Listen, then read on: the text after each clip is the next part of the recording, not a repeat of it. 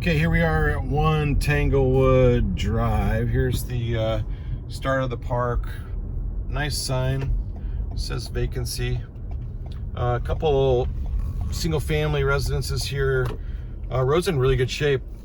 So here's number one. Feels like a little campus style. It is gravel. There are cement parking pads at those homes. Homes are, those first couple there are decent shape. Mailbox system, which looks relatively nice. Not sure what alpha is there, but there's something attached to that. This one does have a hitch here. It's a little bit older. These little side streets are gravel, but Hunter's right, there are cement parking pads at these homes. That one back in there, yeah, they all do have cement parking pads. There's a hitch in this one. It's literally on the ground. So the easement kind of runs behind these homes, and then you have these offshoot little roads that we were talking about, and that one has cement parking pads. So I'll do an inventory tomorrow. All in all, I mean, it's really clean, it's really tidy. You can see there's a downhill constantly from here. You kind of run downhill. There is a vacancy here across from 29. There's a nice shed there, though. Most of these homes are in the 70s, metal on metal. There's a huge dumpster back by that home, which is an odd place to have a dumpster. The road is in really good shape. As you go down the hill right here, it gets a little alligatored. You can't see how big that mountain is across the road, but it is fairly large. All in all, I mean, it feels like a really tidy, nice little park. The gravel road there. There's a fire hydrant here. You got this kind of, egress in the middle of the homes. They all do have sheds. These cement parking pads look to be nice, though. I don't think we'd have to replace them. So, but you would have to dig out some of the asphalt. That said, there are two huge potholes right in front of me here. I can't tell what. Looks like number 55, right in front of 55. The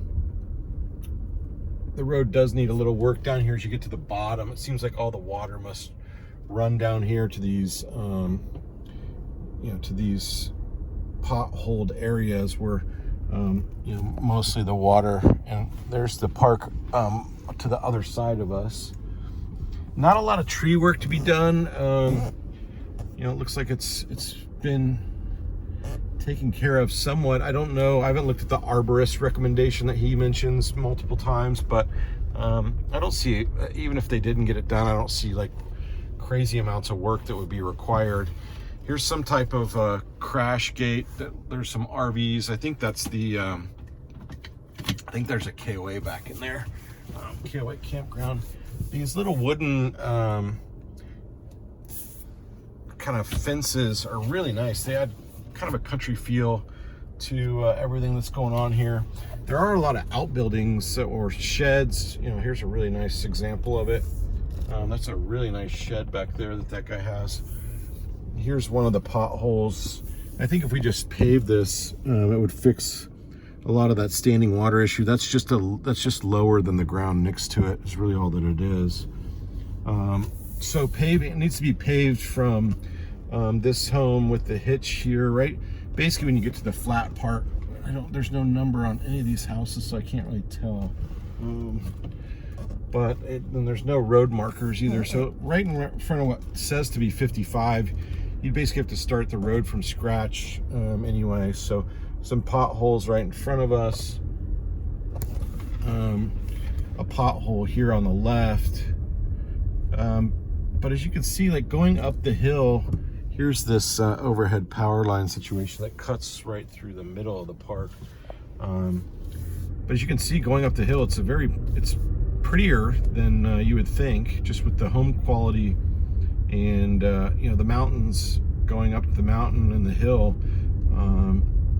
It's a nice, tidy little park. I really am pleasantly surprised. The layout's not as awkward as I thought it would be based on the overhead. So all in all, I think we would really do well here.